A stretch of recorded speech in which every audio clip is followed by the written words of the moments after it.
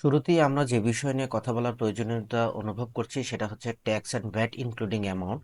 তো সবসময় আমরা যে চ্যালেঞ্জটা ফেস করে থাকি যে কোনো একটা অ্যামাউন্ট যদি ট্যাক্স অ্যান্ড ভ্যাট এক্সক্লুডিং থাকে থাকে তাহলে কিভাবে ইনক্লুডিং ট্যাক্স এবং ভ্যাট ইনক্লুড করে নিতে হয়, এবং আমরা সব ক্ষেত্রে এই ভুলটা করে থাকি সবাই। তো আমি আজকে ডিটেল আলোচনা করব কিভাবে ট্যাক্স অ্যান্ড ভ্যাট ইনক্লুড করতে হয়।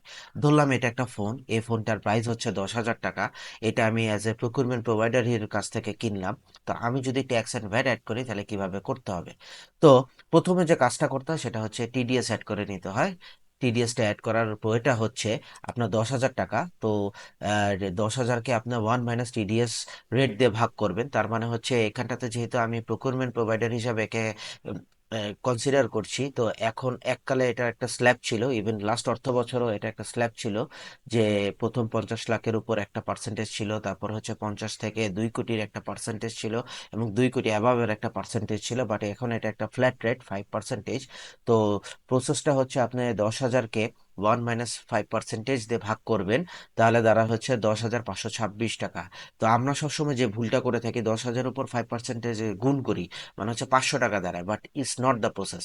আচ্ছা, আমি যে বললাম আমার কথাটার ভেরিফিকেশন কি? ভেরিফিকেশনটা হচ্ছে আপনি যদি ইনকাম ট্যাক্স অ্যাক্ট 2023 দেখে থাকেন, সেখানে সেকশন 141 এবং রুল 11 যদি দেখে থাকেন, সেটাতে আপনি ডিটেল দেখতে পারবেন যে প্রসেসটা ওখানে ডিক্লেয়ার করা হয়েছে, করে আপনার গ্রস আপ ভ্যালু বের করতে হয়। গ্রস আপ ভ্যালু দাঁড়াচ্ছে হচ্ছে 526 টাকা। আচ্ছা, তাহলে আমি প্রথমে টিডিএস অ্যাড করলাম, টিডিএস অ্যাড হলো। টিডিএস অ্যাড করার পর ভিডিএস কিভাবে অ্যাড করতে হয়? ভিডিএস অ্যাড করার ওইটা হচ্ছে এই 10,526 টাকা যে আসলো, এই 10,526 টাকাকে ডাইরেক্ট আপনার টিডিএস ভিডিএস রেট দিয়ে গুণ করবেন। তো প্রকিউরমেন্ট প্রোভাইডারের জন্য এখন ভিডিএস রেটটা হচ্ছে 10%, যেটা লাস্ট অর্থ বছরও বা লাস্ট চেঞ্জে যে কিছুদিন আগে যে চেঞ্জটা এসেছে, যে জানুয়ারি মাসে যে চেঞ্জটা এসেছে, নতুন সরকার যে চেঞ্জটা এনেছে ভ্যাটের রেটে 7.5 থেকে এটাকে 10%-এ নিয়ে গেছে। করার পর আমাদের অ্যামাউন্টটা দাঁড়িয়েছে হচ্ছে 11,569 79 টাকা। তাহলে এখানে বিডিএস এর অ্যামাউন্টটা দাঁড়াচ্ছে হচ্ছে 1,053 টাকা বাড়ছে। তো এখানটাতে আবার ওই যে আগের মতো ভাগ করার প্রসেসটা, এখানটা হচ্ছে ডাইরেক্ট ভিডিএস দিয়ে গুণ করতে হবে। তো এইটা যে আমি বললাম এটার প্রসেস, এইটা কোথায় বলা আছে? আপনি যদি সেকশন 29-এর মধ্যে সাবসেকশন 29টা দেখে থাকেন, সেখানটাতে স্পষ্ট করে ডিক্লেয়ার করা হয়েছে যে কিভাবে ভ্যাটটা অ্যাড করতে হয়। তাহলে টোটাল ভ্যালুটা কত দাঁড়ালো?